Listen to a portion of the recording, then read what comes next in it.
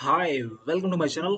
इस वीडियो में हम समझेंगे हाउ टू आइडेंटिफाई, मतलब कैसे पहचानेंगे हम कि जो क्वेश्चंस फैक्टराइजेशन का है वो किस एक्सरसाइज का है। और ये class 8 R S Aggarwal book से मैंने ये क्वेश्चंस लिया हुआ है। तो एक्सरसाइज 7A में कुछ क्वेश्चंस हैं जो कि सर्टेन टाइप के क्वेश्चंस हैं। ओके। और मैंने लिखा फिर यहाँ पर एक्सरसाइज 7B। तो 7B में भी बहुत सारे क्वेश्चंस हैं, 28 क्वेश्चंस, और ये भी एक पर्टिकुलर टाइप ऑफ क्वेश्चंस हैं। तो हमें ये देखना है कि आखिर आपको क्वेश्चन जब एग्जाम में पूछेगा तो किस एक्सरसाइज क्या है, हमें कंफ्यूजन ना हो, आप पता कर पाओ कि इसको सॉल्व कैसे करेंगे हम। ओके। तो हम उस बारे में इस वीडियो में डिस्कस करने वाले हैं। तो एक्सरसाइज 7C में भी क्वेश्चंस हैं जो कि इसमें 3 टर्म्स हैं। ओके। और कैसे हम इसको फैक्टराइज करेंगे इसके बारे में हम समझेंगे। आप जानते हैं फैक्टराइज करना, लेकिन आपको यदि एग्जाम में क्वेश्चन आ गया तो कभी कभी कंफ्यूजन हो जाता है कि कैसे आइडेंटिफाई करोगे कि वो क्वेश्चन 7C का है या 7D का है, क्योंकि ये जो 7C के क्वेश्चन हैं एग्जैक्टली सिमिलर लगते हैं एक्सरसाइज 7D से। आप देख सकते हैं एक्सरसाइज 7D में भी 3 टर्म्स हैं, है ना, Y square plus 10y plus 24। तो इसमें भी 3 टर्म्स हैं। और एक्सरसाइज 7C में भी आप देख सकते हैं कि 3 टर्म्स हैं, x square plus 14x plus 49। तो हाउ विल यू आइडेंटिफाई, कैसे आप पहचानोगे कि किस एक्सरसाइज की क्वेश्चन है, इस वीडियो में हम यही डिस्कस करेंगे। तो चलिए स्टार्ट करते हैं। तो आ जाते हैं पहले पेज पर। तो देखिए, पहले पहले हम समझेंगे कि ईच एक्सरसाइज में किस तरह क्वेश्चन दिए हुए हैं और कैसे सॉल्व करते हैं। ठीक है।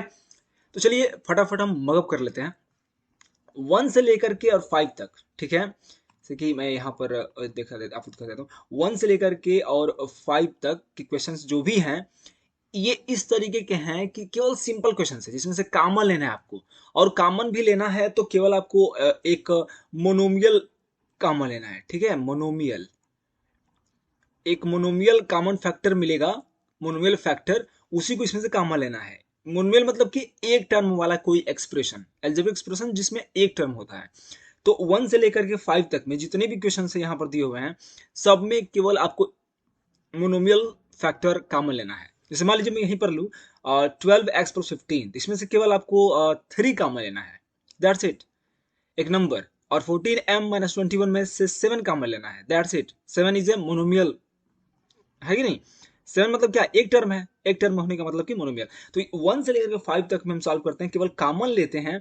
और आप देख सकते हैं यदि इस तरह क्वेश्चन पूछे जाएंगे तो मैं आपको डीपली यहाँ पर देख सकते हैं आप एकदम सारे क्वेश्चंस को कि फिर से हम इस पे आएंगे। ठीक है। थोड़ा सा मैं बता देता हूँ आपको कि देखिए कहीं पर भी परफेक्ट स्क्वायर आपको बहुत कम दिखेगा, मतलब कि दोनों में परफेक्ट स्क्वायर नहीं दिखेगा। जैसे 16a स्क्वायर में दिख रहा है आपको कि परफेक्ट स्क्वायर है, 4a का होल स्क्वायर कर सकते हैं, लेकिन 24ab में बिल्कुल ही परफेक्ट स्क्वायर नहीं कर सकते।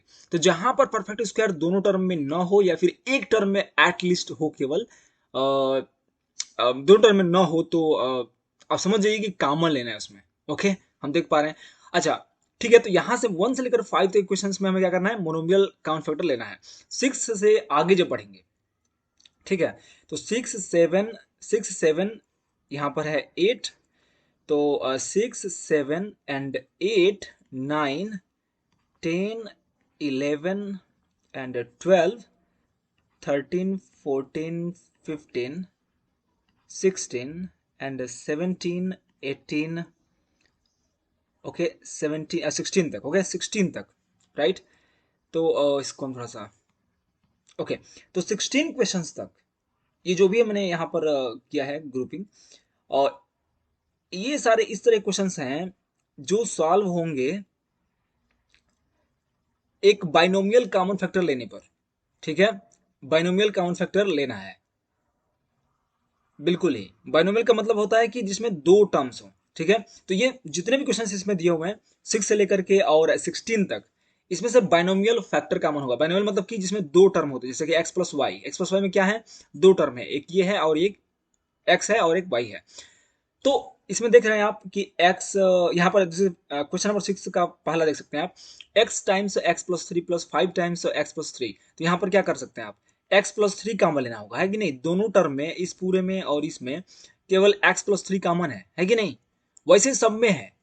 तो आप देख सकते हैं कैसे करना है। यहाँ पर थोड़ा सा आपको दिमाग लगाना है, और यहाँ पर पहले आप 2 कॉमन लेकर के और a प्लस 3 भी बना लेना है, उसके बाद से आप इसमें से कॉमन ले सकते हैं। तो कहने का मतलब कि इसमें से केवल आपको बाइनोमियल फैक्टर कॉमन हो रहा है, ठीक है, बाइनोमियल फैक्टर कॉमन किया जा रहा है बस इसमें। और इसमें से इसके नीचे वाले जो क्वेश्चंस हैं उसको रीअरेंज करके, मतलब कि ग्रुपिंग बना करके हमें कॉमन लेना है, ठीक है। 17 से नीचे जितने भी क्वेश्चंस हैं यहां तक, उसमें क्या करना है, ग्रुपिंग बना करके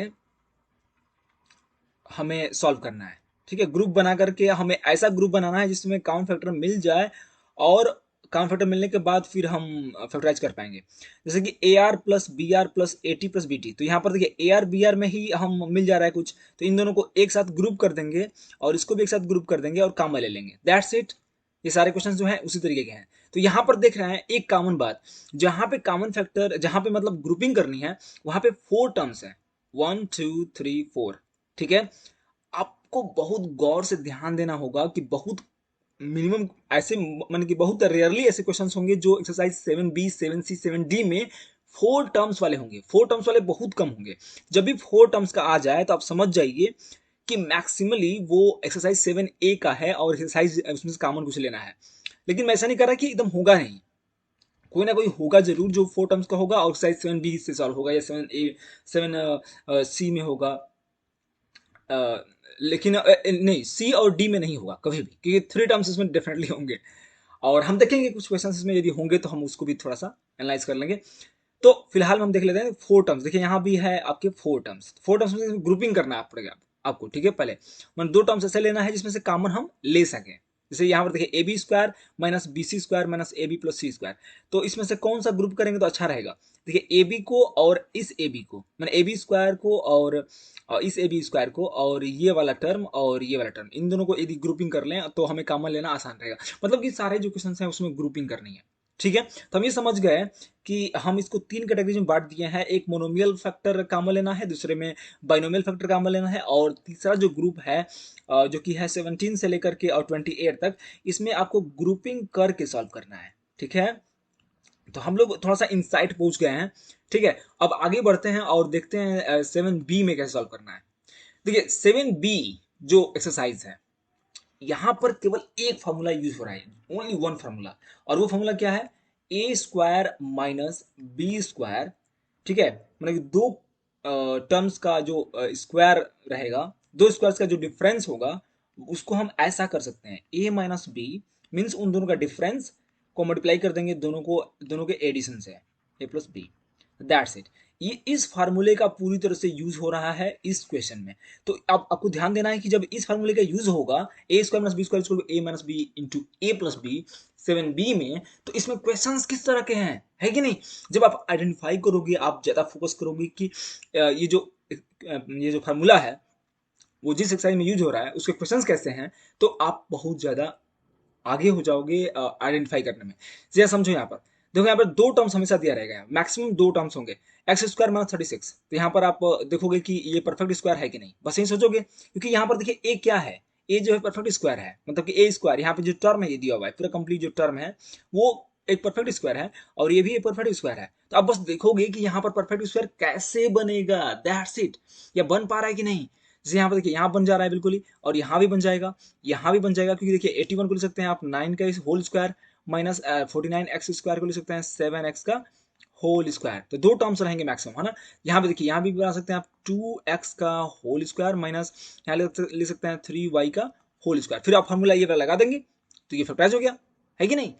तो देखिए 16a square minus 225b square, तो इसको कर सकते हैं 4a का होल स्क्वायर एंड 25, 225 किसका होता है, जिसका भी होता होगा मेरे ख्याल 15 का होता है, 15b का होल स्क्वायर, राइट।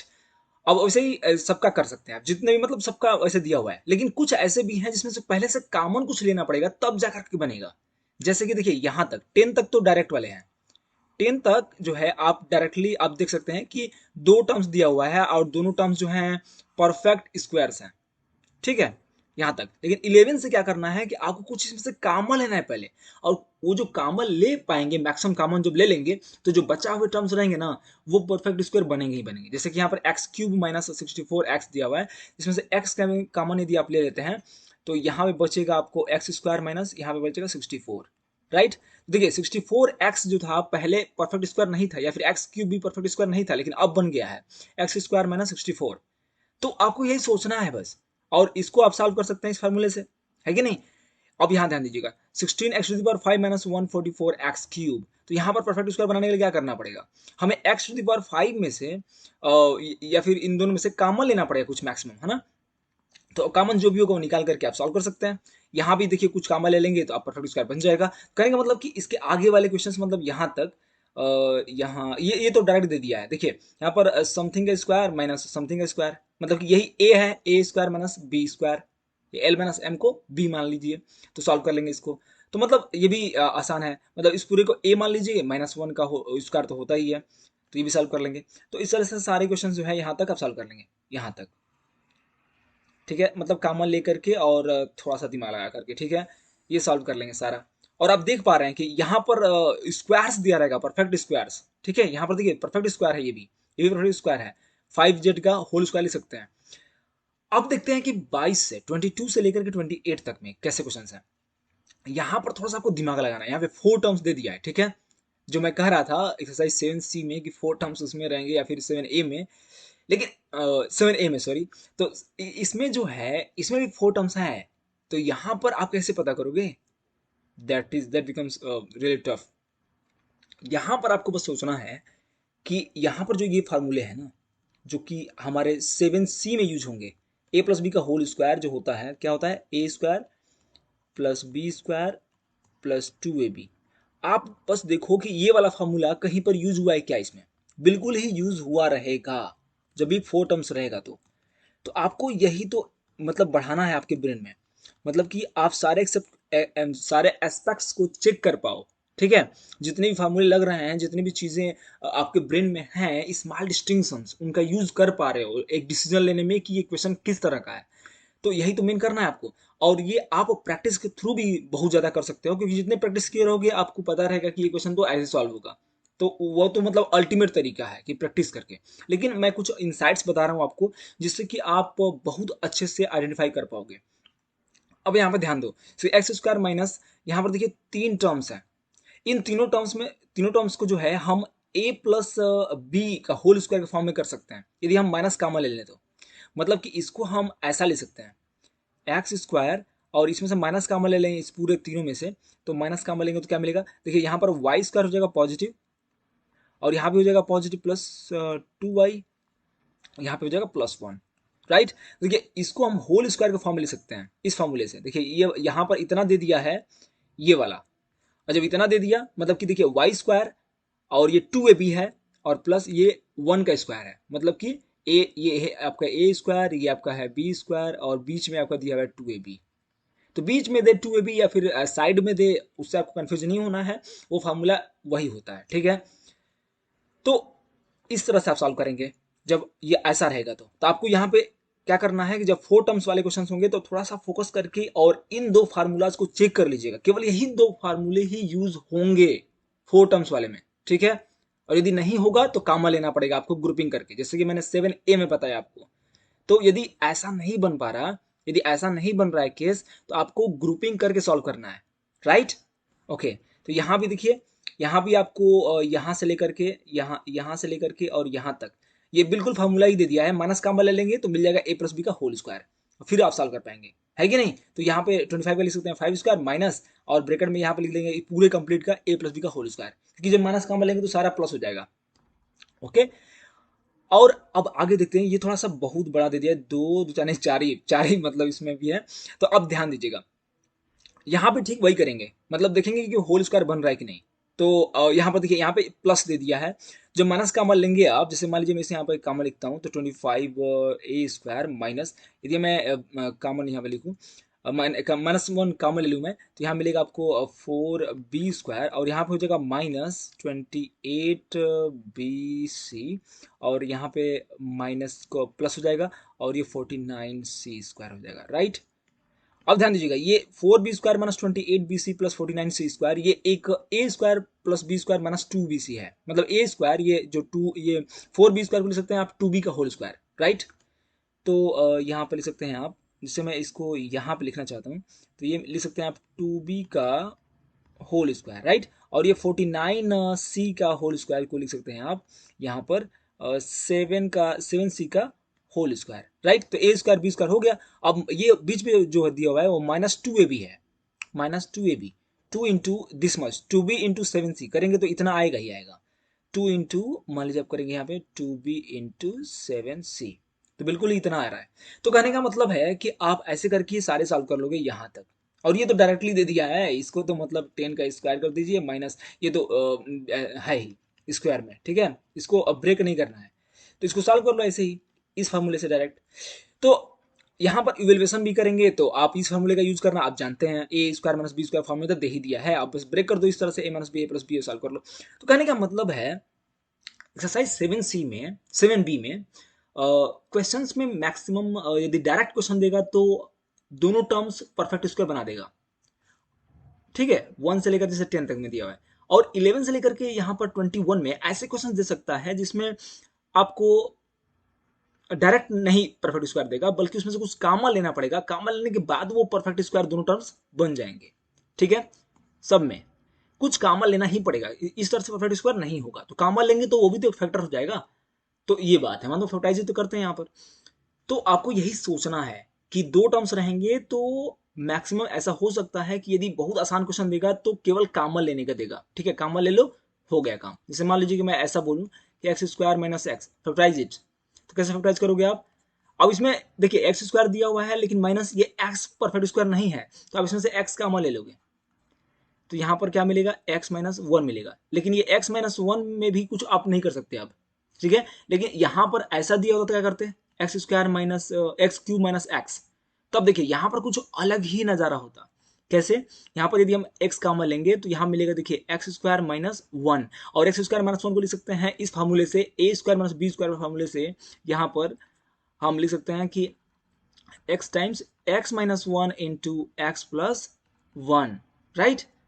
तो कहने का मतलब है कि आप हर क्वेश्चन को देखो, जरूरी नहीं है कि वो, लेकिन कामन लेकर के आपको लगेगा कि ये वाला फॉर्मूला लग जाएगा, तो आपको ऐसे करना है। अब चलिए चलते हैं 7C में और इसको भी देख लेते हैं, हम बाद में कंपेरिजन भी करेंगे एक दूसरे से, ठीक है। देखिए 7C में तीन तीन मतलब ये 3 टर्म्स डेफिनेटली होंगे, 3 टर्म्स। केवल एक ही क्वेश्चन इसमें दिया हुआ है ये वाला, जिसमें कि 2 टर्म है, और इसको सॉल्व करना है आपको केवल इसको एक्सपेंड करने के बाद ही, जो एक्सपेंड करेंगे तभी ये 3 टर्म्स में चेंज हो पाएगा, ओके। तो देखिए यहाँ पर ये 3 टर्म्स डेफिनेटली दिया हुआ है, लेकिन कैसे आप आइडेंटिफाई करोगे 7D से, कैसे आप मतलब डिफ्रेंशिएट करोगे, क्योंकि 7D में भी तो 3 टर्म्स दिया हुआ है। तो करना क्या है, 7C के जो क्वेश्चंस होंगे वो बिल्कुल बेस्ड होते हैं इस फार्मूले पे, मींस a प्लस बी का होल स्क्वायर। यदि मैं इसको ऐसा ना लिखूं, ऐसा लिखूं तो आपको थोड़ा सा बेहतर लगेगा, मतलब इस पे बेस्ड है। जब ऐसा दिया रहेगा कि a square plus 2ab plus B square, यदि ऐसा होगा तो हम इसको डायरेक्टली ऐसा लिख सकते हैं कि ए प्लस बी का होल स्क्वायर। और यदि यह से माइनस दे 2ab plus -2ab plus B square equal to, इसको लिख सकते हैं ए माइनस बी का होल स्क्वायर।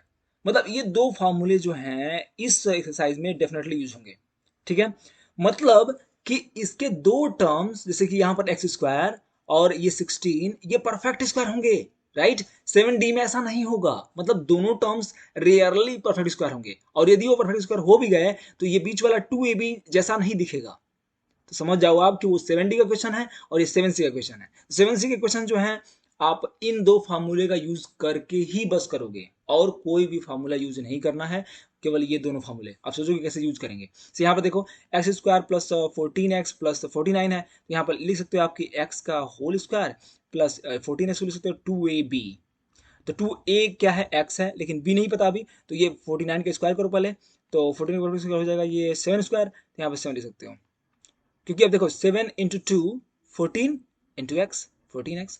तो मतलब कहने का मतलब कि a square plus B square plus 2ab जैसा बन जा रहा है ये, है ना। लेकिन 7D में नहीं होगा ये, अभी जो कर रहे हैं हम ये 7D में नहीं होने वाला, ओके।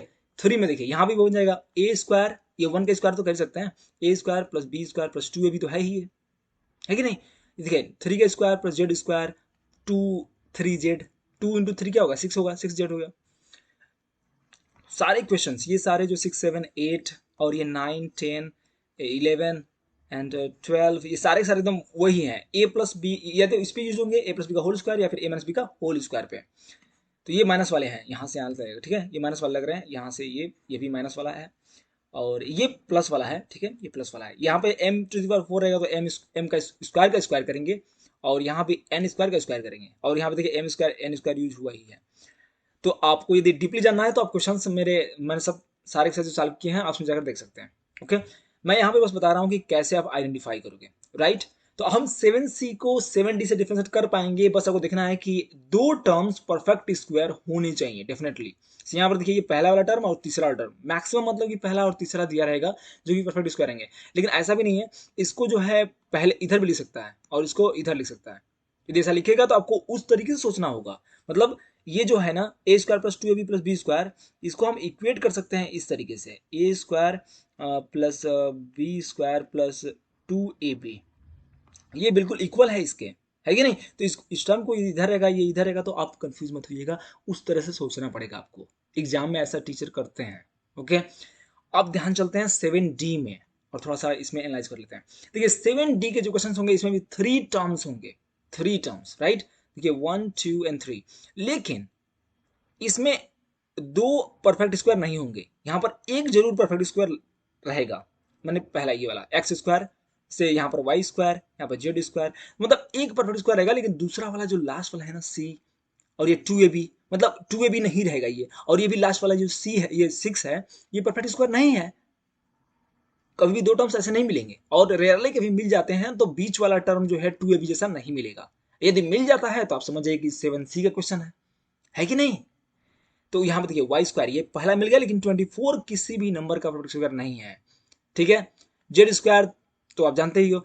और हाँ, एक बात और बताना मैं भूल गया यहाँ पर, एक्सरसाइज 7d को कैसे सॉल्व करते हो, तो by splitting the middle term, by splitting the middle term into two parts, right, middle terms। तो आप जो है स्प्लिट करके मिडिल टर्म को सॉल्व करते हो इस एक्सरसाइज के क्वेश्चंस को, और आप आइडेंटिफाई करोगे या फिर डिफरेंशिएट कर पाओगे 7c के क्वेश्चंस से, या फिर जो भी 7a में भी दिया रहेगा तो आप कर पाओगे। यदि एक का स्क्वायर दे दे और दूसरे का स्क्वायर परफेक्ट स्क्वायर ना दे, और बीच में इससे मतलब 3 टर्म्स इसे देना चाहिए, तो ये तो काफी आइडेंटिफिएबल है ना, ये बिल्कुल ऐसा दिख जाएगा। बस आपको 7c से ही डिफरेंशिएट करना है। तो 7c से डिफरेंस करने का मतलब वही है कि एक परफेक्ट स्क्वायर 7d में जो है एक परफेक्ट स्क्वायर देगा, जैसे एक्स स्क्वायर यहाँ पर, और 24 नहीं होगा परफेक्ट स्क्वायर। कहीं कहीं पर आपको दिखेगा कि है, जैसे यहाँ पर देखिए पी स्क्वायर परफेक्ट स्क्वायर है, 16 भी परफेक्ट स्क्वायर है कि नहीं, दोनों मिल गया ना। अब बीच वाला लेकिन 2ab नहीं है, कैसे, देखिए अभी बता रहा हूँ। जैसे मैं थोड़ा सा इसको, हाँ, पी स्क्वायर को आप ऐसे लिख सकते हैं पी का होल स्क्वायर, ठीक है। अब माइनस से यहाँ पर लिख सकते हैं माइनस ऑफ, इसको 16 लिख सकते हैं 4 का होल स्क्वायर, राइट। तो यहाँ पे होना चाहिए, यहाँ पे होना चाहिए, लेकिन यहाँ पे देखिए माइनस यहाँ पर है, माइनस यहाँ पर है, माइनस यहाँ पे होना चाहिए ना, दैट इज द प्रॉब्लम। मतलब कि जो सीक्वेंस होना चाहिए वो सही नहीं है माइनस प्लस का, ये माइनस माइनस 2ab में होता है, न कि बी स्क्वायर में होता है, इसीलिए यहाँ पर हम वो सोच ही नहीं सकते। तो ऐसा ही रहेगा, मतलब समझ में आ रहा है ना। देखिए यहाँ पर Z square minus 12 Z minus 45, तो 45 is not a perfect square, Z square है। तो समझ में आ रहा है, मतलब कि बिल्कुल ही ऐसा ही रहेगा क्वेश्चन 7d का। तो अब जो है थोड़ा सा हम डिफरेंशिएट कर लेते हैं। तो हम समझ ही चुके हैं बिल्कुल कि 7c से कैसे डिफरेंशिएट करेंगे। अब थोड़ा सा पहले आ जाते हैं, हमारे पास जो 7a है, तो 7a में हमने बता दिया था कि मोनोमियल होगा, फिर बाइनोमियल होगा, फिर ग्रुपिंग करके करेंगे। अब एक बात जो अल्टीमेट थिंग है जो आपको जानना है वो ये है, प्रैक्टिस मैन, प्रैक्टिस। यदि आप प्रैक्टिस करके, मतलब कि एक्सरसाइज 7a है, 7b है और 7c है, 7d है, इन सारे 4 एक्सरसाइजेस को मैं कहूंगा कि 10 टाइम्स, यदि 10 टाइम्स बिना किसी, मतलब कि एक बार आप देख सकते हैं सोल्यूशन मेरा, मतलब मेरा, यदि आपको कंफ्यूजन हो रही है तो पहली बार देख लीजिए, एक बार देख लेने के बाद तो आप क्लियर हो जाएंगे कैसे सॉल्व करेंगे। और उसके बाद 10 टाइम्स अपने मन से सॉल्व कर दो यार। यदि आप सॉल्व कर दोगे ना 10 टाइम्स सारे एक्सरसाइजेस को, या फिर किसी भी एक्सरसाइज को पढ़ते हो आप, यदि 10 टाइम्स सॉल्व कर दोगे एट लीस्ट, कम से कम, आपको एकदम साफ पता रहेगा कि ये क्वेश्चन किस टाइप का है, कैसे डिफरेंशिएट करोगे कि किस एक्सरसाइज का आया है एकदम, क्योंकि आपको क्वेश्चंस याद हो जाएंगे एक तरह से। मतलब ये पता रहेगा कि अरे यार ये तो वही क्वेश्चन है, मैं जानता हूँ कैसे करेंगे। तो this is the ultimate thing. मतलब कोई कुछ भी बता दे, मैंने कुछ बताया यहाँ पर आपको, कुछ टैक्टिक्स, कुछ तरीके जो कि आप डीपली सोच करके कर सकते हैं, बट प्रैक्टिस करके आप ये डीप थिंकिंग खुद डेवलप कर लोगे तो आपको बहुत बेहतर रहेगा। ये मेरे दिमाग से निकल रहा है ना कि मैं ये बता रहा हूँ कि ऐसे ऐसे यूज करेंगे और ये डिफरेंशिएट कर पा रहे हैं। आप यदि प्रैक्टिस कर लोगे तो आपको बेहतर तरीके से पता चलेगा। यदि आप अभी भी सुन रहे हो ना तो you are really really really great. आप जो है जरूर सुधार करोगे अपने लाइफ में, बिल्कुल ही आप प्रैक्टिस करोगे। 10 टाइम्स सॉल्व जरूर करो प्लीज। एटलीस्ट 10 यदि नहीं करते तो 5 टाइम्स तो जरूर करो, क्योंकि टाइम की भी बचत थोड़ी सी है ना, टाइम थोड़ा सा नहीं मिलता। खैर, आप यदि सोच रहे हो कि 10 टाइम्स मैं नहीं कर सकता, एक्चुअली कर सकते हो। कैसे? यदि आप एक बार सॉल्व करते हो तो टाइम ज्यादा लगता है। एक बार सॉल्व करोगे इक्वेशन को तो हो सकता है कि 10 मिनट लग जाए, लेकिन जब दूसरी बार सॉल्व करोगे सेकेंड टाइम, तो 10 मिनट नहीं लगेगा, बल्कि समझ जाओ कि मतलब कि मैं कहूँ कि 5 मिनट्स मान लो। 5 मिनट्स में मैक्सिमम बता रहा हूँ, मतलब कि 2 मिनट लग सकते हैं दूसरी बार में, तीसरी बार में 1 मिनट, चौथी बार में, और ये मुझे लगेगा ना कि 5 सेकेंड्स में सॉल्व कर लोगे, जब दिखने लगेगा ना बिल्कुल कैसे होगा। एक बार करके देखो। That's it. मेरा इस वीडियो में बस यही बताना था कि आप इस तरीके से डिफरेंट टाइप के क्वेश्चंस को आइडेंटिफाई करने में सफल हो जाओगे। तो गॉड ब्लेस यू। प्रैक्टिस करिए और एक कमेंट जरूर दीजिएगा प्लीज, और लाइक शेयर जरूर करिए। Thank you so much for watching. मिलते हैं हमसे नेक्स्ट वीडियो में।